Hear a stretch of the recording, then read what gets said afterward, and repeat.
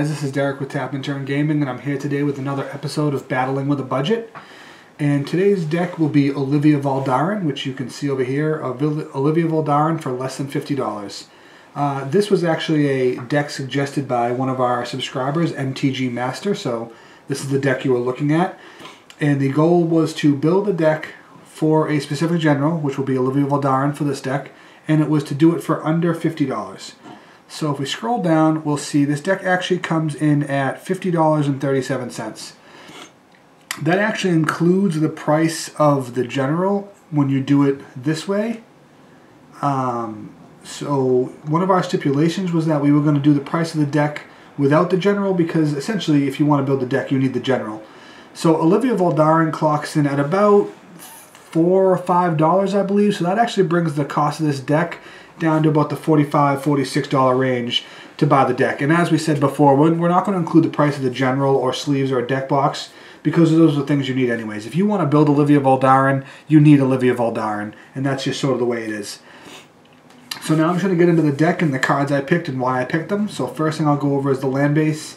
We did a Bajuka Bog, an Evolving Wilds, a Grixis Panorama, a Jund Panorama, 15 Mountains, a Rakdos Carnarium, a Rakdos Guildgate, 16 Swamps, and a Terramorphic Expanse.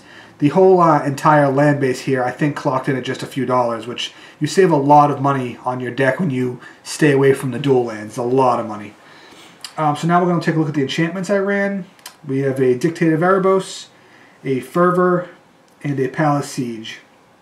For Planeswalkers, because I saved so much money on all these other random cards that I picked, I was able to actually have Koth of the Hammer for the Mana Excel and Liliana of the Dark Realms. Well, let me scroll down so you can see here. Liliana of the Dark Realms in it to keep the land drops coming.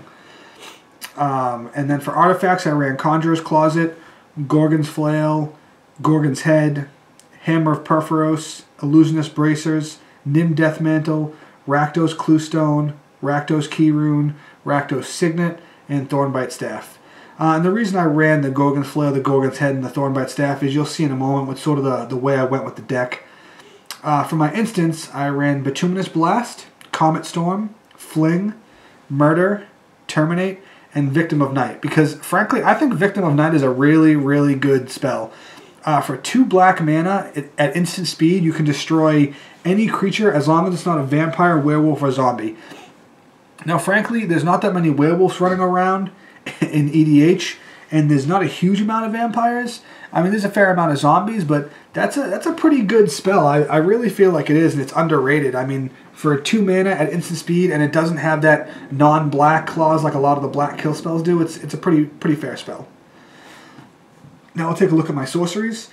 Black Sun Zenith, Decree of Pain, Demonic Collusion, Devil's Play, Diabolic Revelation, Diabolic Tutor, Exsanguinate, Extinguish All Hope, Increasing Ambition, and Life's Finale.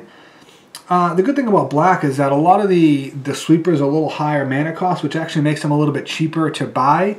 So I was able to run 1, 2, 3, 4 sweepers for about the $3 mark to get all of them. And for tutors, I was able to run Demonic Collusion, Diabolic Revelation, Diabolic Tutor, and Increasing Ambition for overall, I think, about $3 in total. Because if you're not running Demonic Tutor, your tutors are a lot cheaper. Now we're going to get into the creature base.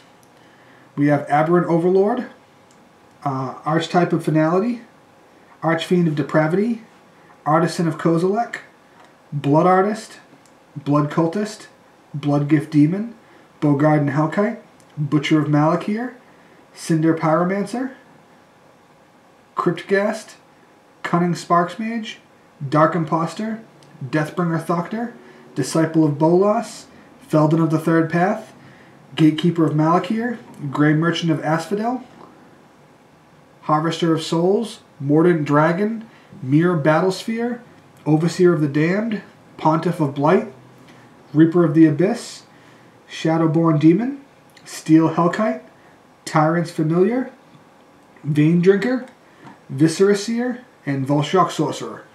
So what I went with overall for the theme of the deck was to use Olivia's ability to be able to deal 1 damage to another creature, in addition to having Gorgon's Flail and Gorgon's Head to give her Death Touch to be able to, for 2 mana, kill a creature, which is really nice, which is why I also included quite a few pingers like Blood Cultist and, where we at? Right down here, Volshock Sorcerer. That's why I included quite a few different pingers, as well as if you put Thornbite Staff on a pinger and give it Death Touch, you can machine gun every creature on the board. If you have Gorgon's Flail or Gorgon's Head on top of your Deathbringer Thoctor, you can machine gun every creature off the board. Artisan of Kozilek, if you cast him for the 9 mana, has a res on a stick, so that's really nice to get that res in there.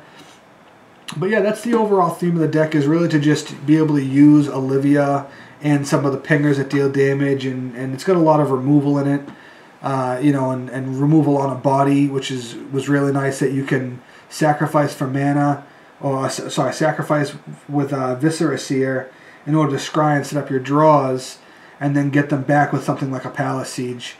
And I put down a Fervor and a Hammer of Perforos to give the pingers haste and be able to just swing right away and you know, start pinging stuff right away.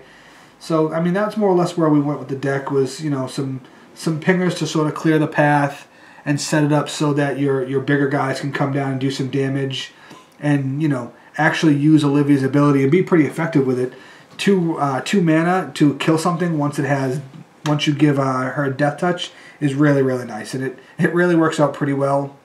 The overall mana cost of the mana curve of the deck comes in at mostly around 2, 3, and 5, which is nice. So it, you know, it curves into turns 1, 2, and 3 pretty well. And once you get to the 6, 7, 8 mana slot, you can start dropping multiple spells a turn, and that's always helpful. But yeah, as you can see, the deck clocks in at 50.37 with the price of the general included.